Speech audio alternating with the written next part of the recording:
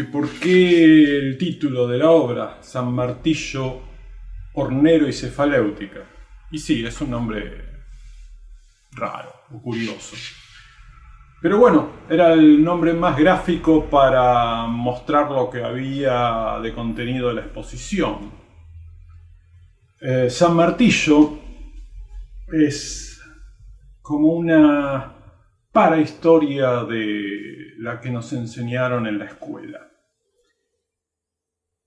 La historia que nos enseñan en la escuela en general muestra una serie de hombres mancomunados en un fin común hacia el objetivo de la grandeza de la Argentina. Al punto que nos llegamos a preguntar por qué aquellos hombres tan clarividentes eran tan buenos y nosotros tan malos. Cuando uno indaga en la historia, se da cuenta que no era así, que, bueno, la historiografía eligió para orgullo de la nación a dos figuras muy importantes, que son San Martín y Belgrano.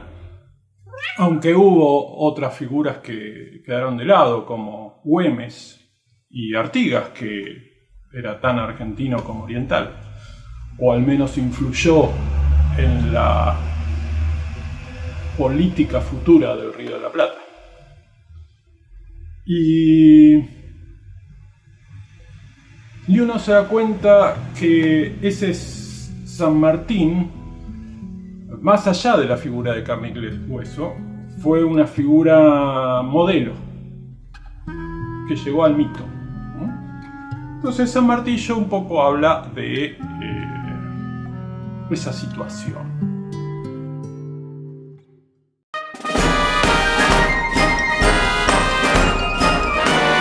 San Martillo no es San Martín, pero podría serlo. Como dije, relata un poco una historia en paralelo.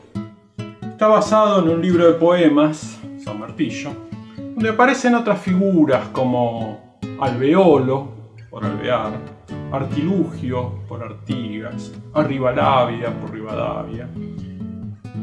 Y si bien sigue de cerca los hechos históricos, se arma otra cosa, se arma una Argentina cosmogónica con otras entidades que participan, como son el destino, el tiempo, el absurdo, y una figura que siempre sale airosa que se llama Alpedín, que sería como el dios de las causas inútiles. Creo que a cualquier argentino se le puede preguntar qué es el tiempo, y no sabría decirlo, como San Agustín, o qué es el destino. Pero si a alguien le hablamos aquí de Alpedín, creo que puede tener una profunda intuición de qué tipo de entidad superior se trata. Bien, como decía, San Martillo no es San Martín, pero podría serlo. Pero ¿cuál es el verdadero San Martín? Hay muchas construcciones alrededor de esa figura, de ese general de carne y hueso, de ese ser humano. Primero está la construcción de Mitre, padre de la historiografía argentina, que hace de San Martín un héroe internacional para orgullo de la patria, que si bien era republicano de corazón, tenía esporádicos accesos de dudosa monarquía. Belgrano sería un caso similar para Mitre, aunque Belgrano en gran parte de su vida fue monarquista. Pero ¿cómo explicar la República? ¿Y cómo explicar que el 90% de los congresistas de Tucumán eran monárquicos y sin embargo terminamos en una república? Para Vicente Fidel López, el otro padre de la historiografía argentina, San Martín es un desobediente. El general que dejó a su empleador Buenos Aires librado a su suerte, librado a los caudillos bárbaros de Santa Fe y Entre Ríos. librado en parte a los republicanos, ¿no? Y no le perdona esa desobediencia. Para Alberdi, San Martín era un general raro, cosmopolita, que ganó 2 batallas y perdió 2, y que su principal misión, que era liberar el Alto Perú, actual Bolivia, como parte de las Provincias Unidas del Río de la Plata, fracasó, y finalmente todo el Alto Perú pasó a llamarse Bolivia en homenaje a Bolívar.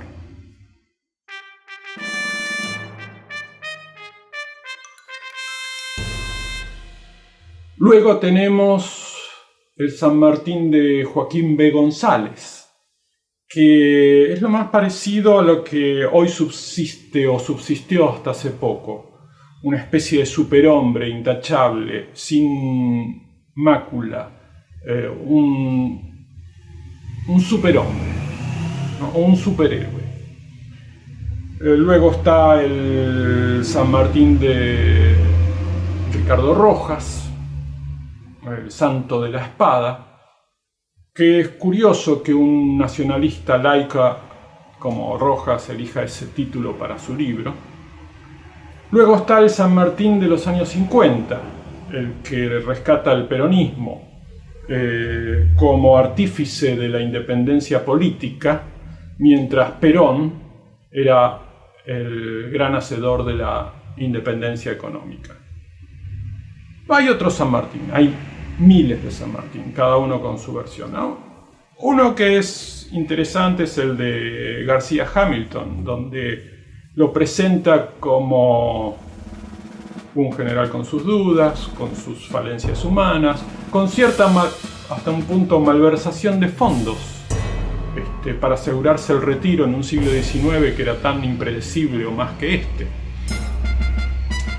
Así que bueno, San Martín no es San Martillo. San Martillo es una construcción poética para hablar no solo de San Martín, sino para hablar de la Argentina.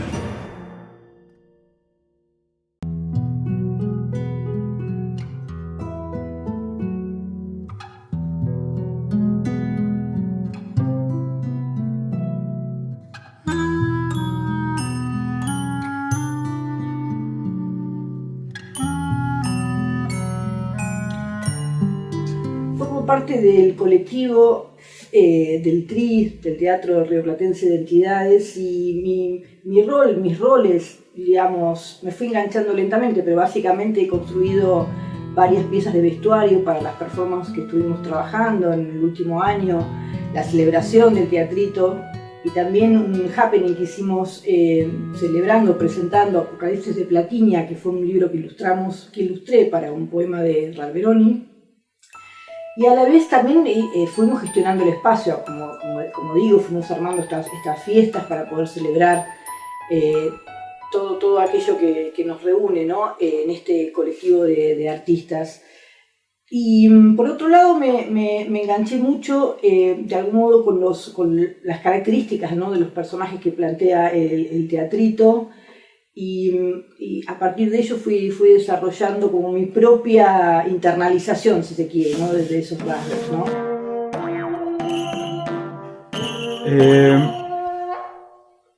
Concretamente, ¿en qué participás en esta muestra del Cabildo? En la muestra del Cabildo va a haber una de estas piezas, un traje que hice, es el poncho de San Martillo, es un poncho muy especial porque en realidad uno fui tomando cierta iconografía, ¿no? Tal vez, por eso digo que uno apropia algunas de las cosas que observa. Es una iconografía de símbolos o de la escritura mapuche que yo, transferí de algún modo a las guardas de este poncho que está hecho en jean y unos teñidos y unos entretejidos de tela que nada tendría que ver con ese símbolo original, pero sí un poco lo llevé para ese lugar y eso es lo que se va a ver en esta muestra. Bien, la obra del Hornero Valderado es una de las fotos que hicimos en el estudio Marcelo Seton hace solo unos meses que son un conjunto, ¿no?, de imágenes en donde, bueno, yo fui la que hice la producción tal vez de algunos de los trajes, pero también hay otros compañeros del teatrito que han participado, bueno, haciendo las máscaras, el mismo Raúl, Mila y un montón de otros amigos que han hecho también de modelos, ¿no? Javier, no sé si está Javier en esta foto o no, pero es una gran experiencia, digo, lo digo en presente porque seguimos trabajando en esto, ¿no?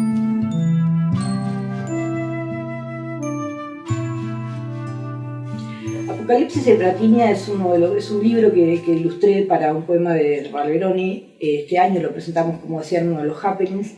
Y en realidad es lo primero que es mi primer acercamiento, ¿no?, con el teatrito. Lo primero que se me ocurrió hacer era repensar un poco estos rasgos, estas entidades que plantea el poemario, ¿no?, la cosmovisión del teatrito. Y de algún modo lo primero que hice fueron unos pequeños muñequitos en pequeñas esculturas textiles en tamaño 25 centímetros de altura, y con eso también en el estudio de Seton hicimos las imágenes que ilustran Apocalipsis de Platinia, un libro lindísimo que lo recomiendo también mirarlo. Y este mismo poema, digamos, el poema es el que voy otra vez. El mismo poema, por Apocalipsis de Platinia, resultó ser, de algún modo, el guión de la última performance que hicimos, ¿no?, todos los compañeros. Y la realidad es que en esa misma performance actué, ¿no?, porque en realidad uno no solamente a veces hace las piezas, sino se mete de lleno en este tipo de procesos, ¿no? ¿Fuiste la directora? Sí, fui muchas cosas. De hecho creo la productora, la directora. Yo creo que arranqué haciendo los muñequitos en la primer celebración. Creo que estaba como de público y yo solamente hice un poco la gestión del espacio y de algún modo convoqué tal vez a algunos de los bailarines de la primer performance, pero ya en la última actué, bailé y bueno, hicimos el happening que correspondía. O sea, hiciste los props, que sería el escenario, la escenografía, los vestuarios, la dirección de arte, dirigir a los actores, el tema de manejar el guión. Muy dentro de este porque más allá, es muy impresionante porque creo que la primera vez que, cuando miras, pero la primera vez que leí, ¿no?, digamos, o sea, o que tomé conocimiento de estas entidades, es posiblemente que uno no las logre del todo, o sea, no lograba entrar yo, si se quiere, pero en la medida que uno las va incorporando a su propia a su propia visión del mundo y lo que sea, resultan muy interesantes porque tienen rasgos completamente definidos, ¿no? Eso es lo que me gustaba a mí, ¿no? ¿Qué cosa tiene, ¿no?, el hornero? ¿Qué cosa tiene los diferentes personajes como que lo definen básicamente, ¿no? Y son seguramente 2 o 3 cosas. Esos son los que me ocupé de encontrar, y por eso creo que al encontrarlos me enganché tanto.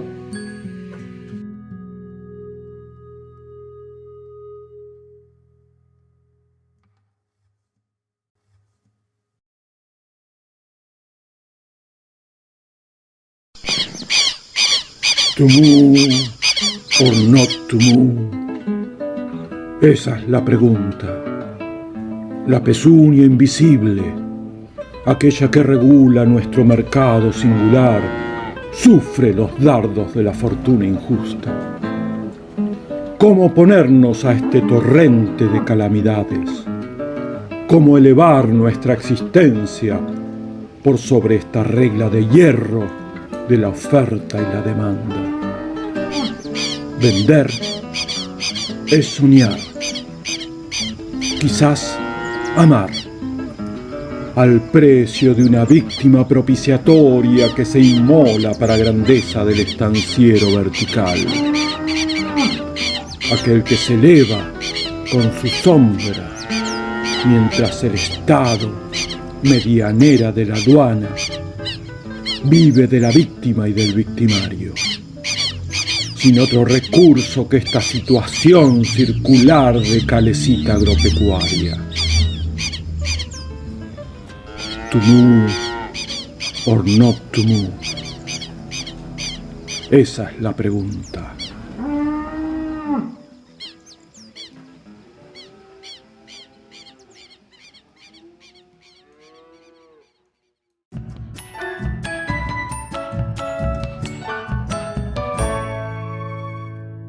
Bueno, y finalmente el hornero, quizá la parte más fácil de comprender. El hornero, como se sabe, es el ave nacional de la Argentina. El motivo de tal denominación es a partir de una encuesta que hizo el diario La Razón hace más de 100 años.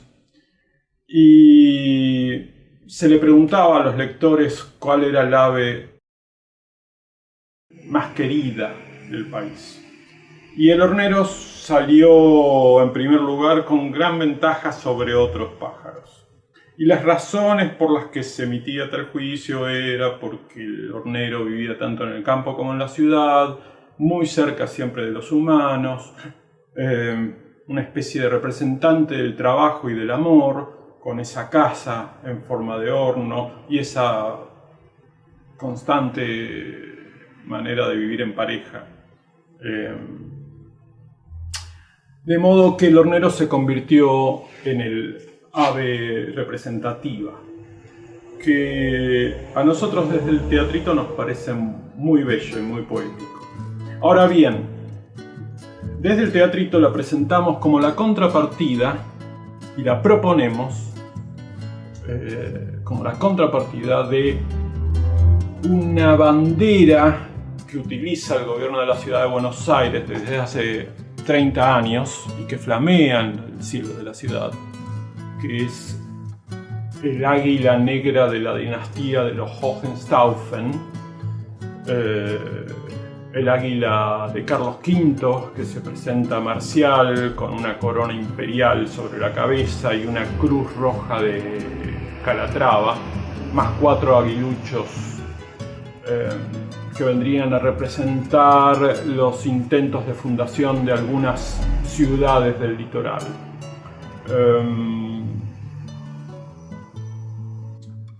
Consideramos que no es muy representativa de una sociedad cosmopolita y tolerante para la diversidad como es la ciudad de Buenos Aires. Entonces nosotros proponemos al hornero, y lo que se puede ver en la exposición es diferentes versiones del hornero con gorro frigio, de escudos y formas de representarlo que como parte de la propuesta de que ella sea la bandera de la ciudad.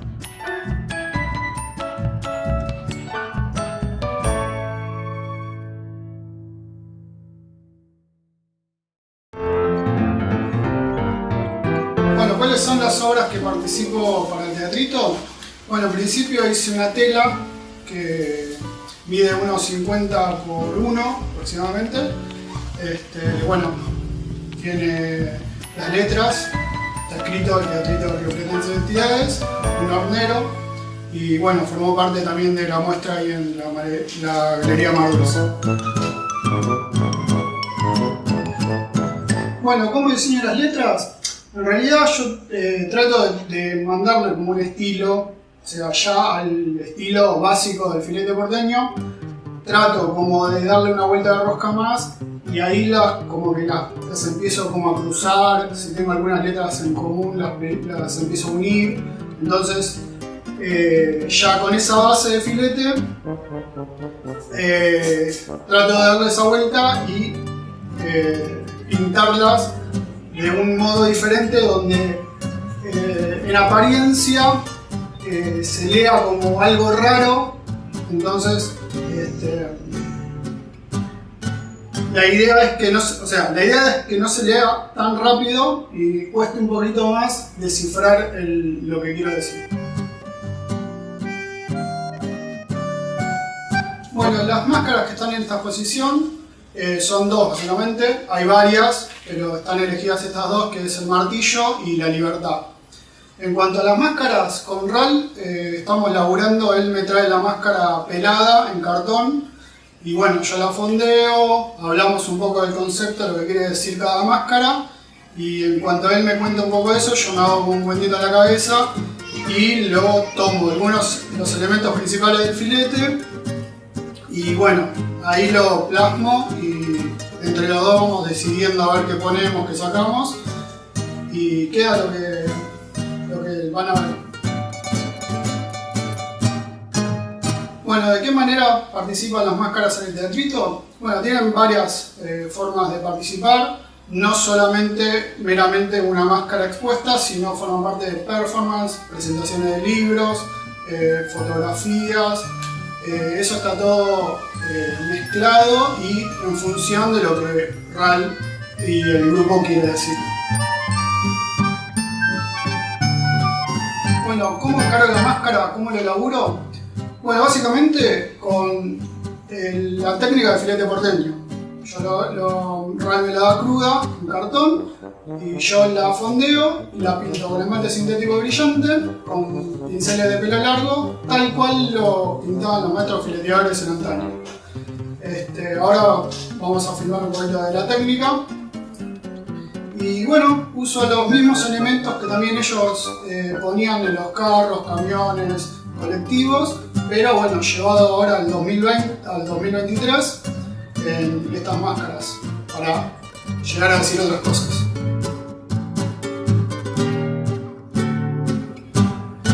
¿Cómo traigo el filete porteño al teatrito? Bueno, básicamente, históricamente, ya le da una identidad a Buenos Aires, Argentina, desde finales del siglo XIX, desde ahí registro de finales de 1800. Y bueno, hoy traerlo acá y aplicarlo en las máscaras, ya tiene que ver con otro orden, ¿sí? O sea, en principio se ponía en carros a tracción a sangre, eso fue desapareciendo, después se puso en colectivos, camiones, se prohibió. A partir de ahí, cuando lo llevaron a los caballetes, ya el filete empezó a decir otra cosa. Entonces, ya la misma técnica y puesto en otros soportes, ya el espectador lo lee de otra manera. Hoy en día se conjugan esas dos historias, la tradicional y la presente, siguiendo la tradición rioplatense y puesto al ojo del mundo como una entidad nacional, pero bueno, ahora moviéndolo de otra manera empieza a llamar otra vez la atención.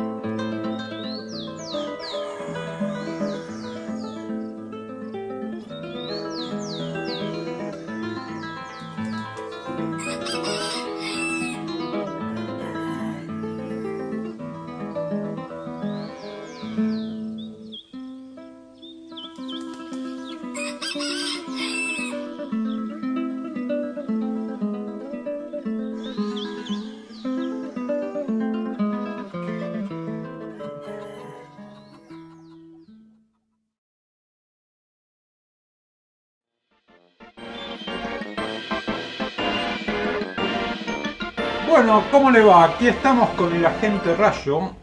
Y por favor, agente, ¿podría contarnos de qué se trata su saga del Gaucho sin cabeza? ¿Cómo contarle? Pero, ¿usted le parece que yo escribí estos libros para que ahora le haga una narración oral como si estuviéramos en las cavernas alrededor de una fogata para contarle un cuentito? Estos son libros para que usted los lea. Yo me vine acá a esta entrevista porque me pensé que me iban a preguntar algo más interesante, un desarrollo de mis tesis, de todas las hipótesis que están planteadas en los libros. No, pero para el público que no lo conoce. Pero por favor, el público que no lo conoce, que lea los libros. Pero por favor, esto es un disparate. ¡Orenstein! ¡Orenstein! ¿A dónde me trajo?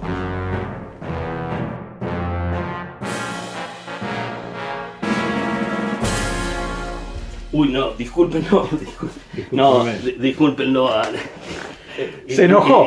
Sí, Vaya, les voy a contestar, les voy a contestar yo lo que Preguntale, necesite, le voy a contestar yo lo que necesite porque, bueno, nada, quien nos conoce a la gente rayo sabe de su temperamento. A ver, usted nos puede ayudar. Sí, Usted es el secretario. Yo soy el asistente de Sí, él, lamentablemente o afortunadamente, porque la verdad que he aprendido bastante con el agente rayo, pero efectivamente es una presencia complicada. Bueno, así en líneas generales, ¿qué nos puede decir de la saga El Gaucho sin Cabeza que va a estar expuesta en una vitrina los 9 libros? Mire, la saga El Gaucho sin Cabeza en este momento se compone de 9 volúmenes, que todo sucede en el mismo universo, el de Villa Durazno. Es un pueblo que queda donde empieza la Patagonia, muy cerca de Choel, y al que se llega solamente por suerte, destino o invitación, porque no figuran los mapas. El pueblo está controlado por mujeres que todas se llaman igual, Azucena. Y ellas son expertas en el sexo y matar con cuchillo. Estas mujeres son hijas de las viudas víctimas de la mazorca que se fueron a refugiar a ese pueblo una vez que fueron desgraciadas. Ellas tenían un objetivo principal, que era vengarse de los mazorqueros, y particularmente de uno, Cirilo Moreira. Cirilo Moreira fue un personaje histórico, existió, fue un mazorquero y muy sanguinario, a tal punto que Rosas mismo lo mandó fusilar. Cirilo Moreira, además, como anécdota, fue el padre de Juan Moreira. Entonces, ellas querían vengarse de Cirilo Moreira, pero como Rosas mismo lo mandó fusilar, secuestran el cadáver y en un acto ritual le cortan la cabeza. Queda la cabeza por un lado, el cuerpo por el otro. Se olvidan del tema y que luego, al año, cuando ya están por matar a 2 mazorqueros, aparece la cabeza y el cuerpo. Y en vez de vengarse en ellas, al contrario, ese cuerpo sin cabeza mata a los 2 mazorqueros. A partir de ese momento, el gaucho sin cabeza se convierte en una figura tutelar del pueblo. Así son los 9 volúmenes que están publicados hasta ahora, todos en el mismo universo y cada uno con una historia diferente. Por ejemplo, en el segundo, La conspiración de los ilíacos. En este libro se trata justamente sobre los nazis que están refugiados en la Patagonia, que quieren cumplir un viejo anhelo, que es fecundar a las azucenas, crear el superario y así establecer el Cuarto Reich. Pero nada en estas historias termina como está previsto, todo termina de una forma apocalíptica, todo está basado mucho en elementos históricos y en teorías del agente rayo que son por lo menos discutibles. Por ejemplo, en un homúnculo para la Argentina, se quiere crear una figura que es justamente una mezcla del golem de los judíos y el homúnculus de Paracelso. Y para ello hay unos ocultistas que cuentan con las manos de Perón, el útero de Evita, y van a Villa Durazno a buscar la cabeza del gaucho. Que ya imaginarán ustedes que no ha sido una buena idea, porque finalmente ahí quedan tiradas las manos de Perón, y estos, justamente los justicialistas de los últimos días, quieren ir a recuperar esas manos, que tampoco termina siendo un éxito, ni mucho menos, sino también un apocalipsis que pone en riesgo mismo el justicialismo. En el quinto, por ejemplo, es con el tema del rey de la Patagonia, Henri Antoine de Tournelles y sus sucesores, y acá hay una teoría muy interesante que es un paralelo que se hace entre la religión mapuche, o de los araucanos, y la religión judía. Y hay una tesis por la cual los mapuches serían la tribu perdida de Israel. En el sexto es un tema de extraterrestres y está muy bien documentado porque hay un viaje al pasado y justamente un viaje al origen de todo esto, que es el Buenos Aires rosista. En fin, esto es la saga del gaucho sin cabeza y aparentemente no tiene fin, en este momento está en el 9º volumen, que sucede en Buenos Aires, y que bueno, parece que sigue. Bueno, muchas gracias.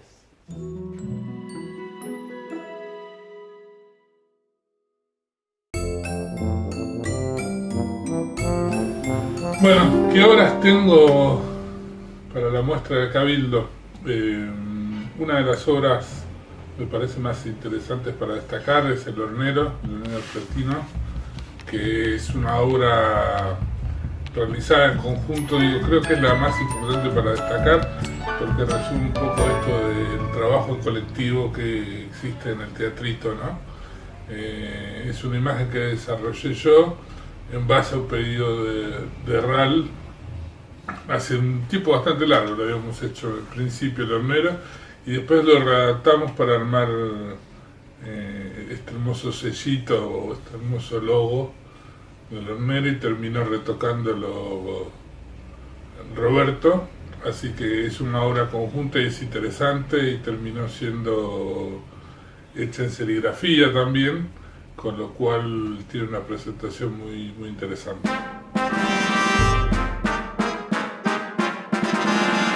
de las obras que podría destacarse es justamente Los Blasones, que está acá a espaldas mías, basado en una antigua bandera que había rescatado de algún libro RAL sobre blasones argentinos, y fue muy interesante el trabajo ese, porque se resumen casi 10 años de sellos puestos en la banderita, sellos del teatrito rioplatense de entidades, en los que trabajaron también RAL, en los que trabajó también Gustavo, y el trabajo de este mismo, esta bandera, podría decirse, también la terminamos armando entre Roberto y yo.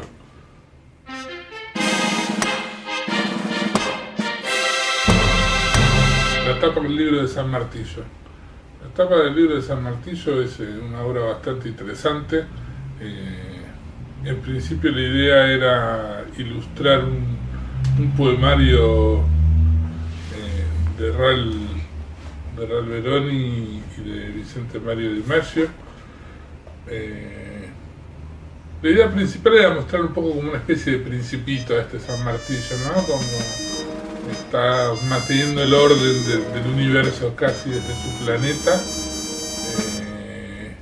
y me parece que refuerza toda esta idea de lo rioplatense que tiene en paralelo el teatrito con nuestra historia, ¿no? Con la historia de Argentina, de Uruguay. Me parece que eso es lo más interesante que tiene.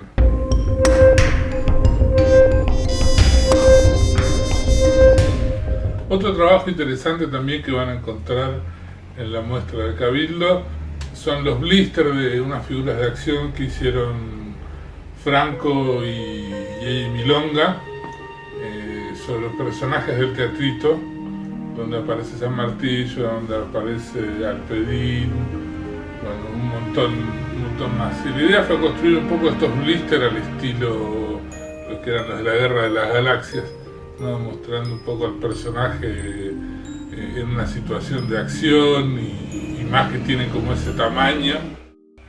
La verdad que es un lindo trabajito ese. Bueno, una de las cosas que tenemos en la exposición, en las vitrinas, son los 9 libros de la saga del Gaucho sin cabeza de la Gente Rayo.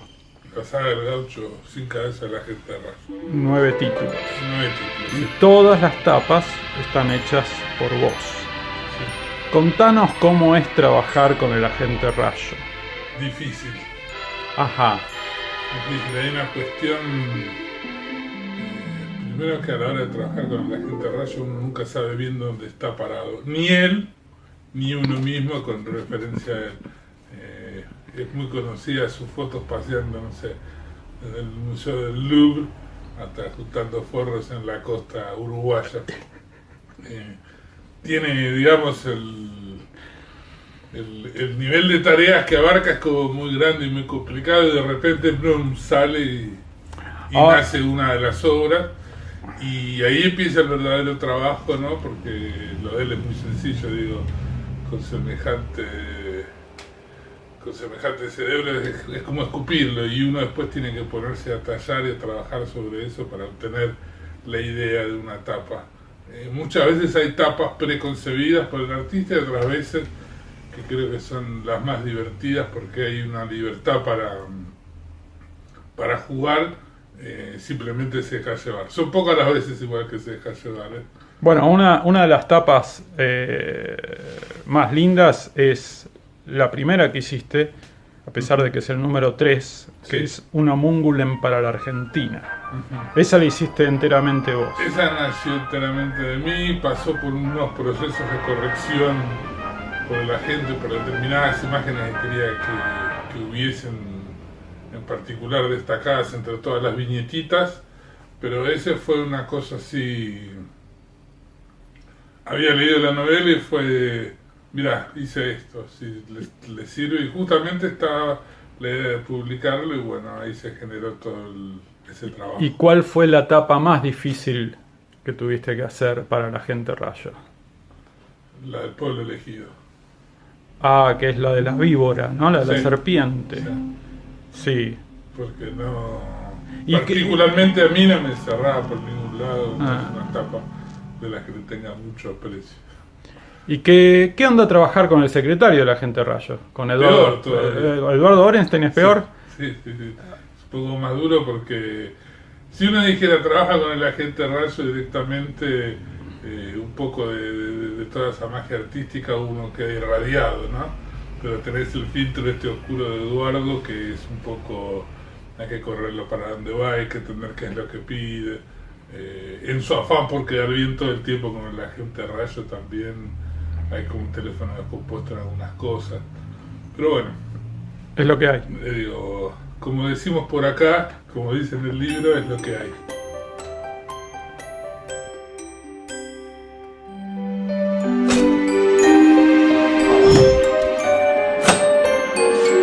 En la exposición también uno se va a encontrar con un gran mapa de la cefaleutica de Buenos Aires. Cefaleutica es un término acuñado por el Teatrito Rioplatense de Entidades. Céfalos quiere decir cabeza, éuticos es dar a luz, y sería el arte de señalar cabezas trofeo cuando uno camina por la calle. Por ejemplo, uno va por Villa Crespo, ve la calle Warnes y dice decapitado. Va por Padilla y dice decapitado. O va por Avellaneda, otro decapitado. O por Cubas, otro decapitado. El proyecto comenzó en 2012, cuando Vicente Mario Di Maggio realizó una investigación. En principio, Vicente pensó que podía escribir un breve ensayo sobre los decapitados de la capital federal en Villa Crespo. Estamos hablando de las calles que homenajean a figuras que terminaron con la cabeza cortada. Pero Vicente empezó a hacer la investigación sobre estas calles de Villa Crespo, como mencionamos, Batalla del Pari, donde le cortan la cabeza a Warnes mismo, Padilla, el Cid, que le cortó la cabeza a su suegro. Y se dio cuenta que el patrón se extendía por toda la ciudad. Entonces fue como ir tomando un hilo y empezar a encontrar caso tras caso tras caso, hasta que la ciudad se volvieron casi arterias de sangre. Y lo que muestra, por un lado, lo impactante es que uno puede vivir en una calle sin saber nunca qué destino tuvo la persona que da nombre a ese lugar. La toponimia no garantiza la memoria. Más bien uno se acostumbra a los nombres sin pensar en ellos. Y otra cuestión es que demuestra la violencia del siglo XIX. Cuando decía que la escuela nos enseña las figuras ejemplares, en general es muy difícil más allá de San Martín, Belgrano y de la guerra con el Brasil, de Ituzaingó, la escuela trata de pasar por alto 80 años de violencia o de guerra civil. Desde 1814 hasta 1880 prácticamente hubo guerras ininterrumpidas, cuyos protagonistas habían sido, en gran parte, muchos de aquellos soldados héroes de la independencia. De modo que esa violencia nos muestra dos cosas. Una, que esta época, a pesar de que la gente se lamenta, es una edad de oro en relación con aquella. Y otra es que esa memoria, ese siglo XIX, que no está tan lejos, está casi sepultado para nosotros, salvo para los especialistas. Vicente Mario con este proyecto empezó a mostrar esas calles y una cosa más importante también, que la capital es de los vencedores. La capital federal, la llamada capital federal, tiene una ingente profusión de mártires unitarios. Y aquellos como el Chacho o Facundo, representantes que se podrían pensar del federalismo provincial, están en la ciudad solo porque son obras de Sarmiento. Bueno, el mapa que presentamos, este mapa precioso, hecho irregular, siguiendo la General Paz y los bordes del río y el riachuelo, fue hecho por Marco Plummer. Es un trabajo diseñado por Gustavo Ibarra, el gran diseñador del teatrito, que marca alrededor de 125 entradas. Es un mapa hecho en el 2015. Ahora se hizo una segunda edición de Cefaleutica de Buenos Aires en el 2022, donde Vicente Mario Di Maggio encontró otros 100 casos más, aparte de los 125 que había en la primera edición del libro, editado por la Biblioteca Nacional. Ahora hay 225 entradas y el libro se puede hojear, está a mano, y yo creo que va a estar en la tienda del Cabildo también a disposición del público. Y ahí, bueno, los casos también son internacionales, ¿no? Cuando Vicente Mario empezó a hacer toda la indagación de los decapitados de la capital federal, cuando terminó la investigación se dio cuenta que no podía hacer un trabajo completo si no estaban sus decapitadores. Ahora bien, una cosa es el destino de los decapitados con el cuchillo al cuello, y otra, definir quiénes son los decapitadores. En general, la gente al mando delega esas cuestiones a los verdugos. Entonces, dentro del estudio están aquellos que emitieron una orden de decapitación o degüello, aquellos que estando al mando alentaron el procedimiento, y aquellos que estando al mando no hicieron nada para evitarlo, como podría ser el caso de Mitre. El caso de Sarmiento es mucho más abierto. Él celebra, a pesar de que un ayudante corta la cabeza del Chacho, la exhibe en una pica en el pueblo de Olta, y pone a la esposa del Chacho a barrer la misma plaza encadenadas delante de la cabeza de su marido. Sarmiento celebra el procedimiento en una carta a Mitre. Bueno, de estas historias hay millones, cientos por lo menos, y hay otras internacionales. Tenemos dentro de la ciudad la calle Francisco de Pizarro, que decapitó a Núñez de Balboa, el descubridor de Panamá y del Pacífico.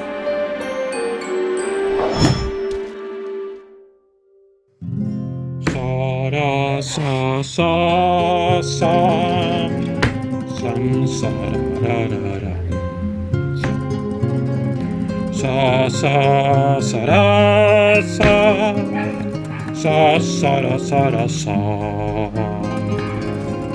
sa ra sa sa sa sa sa sa ra sa, sa, sa.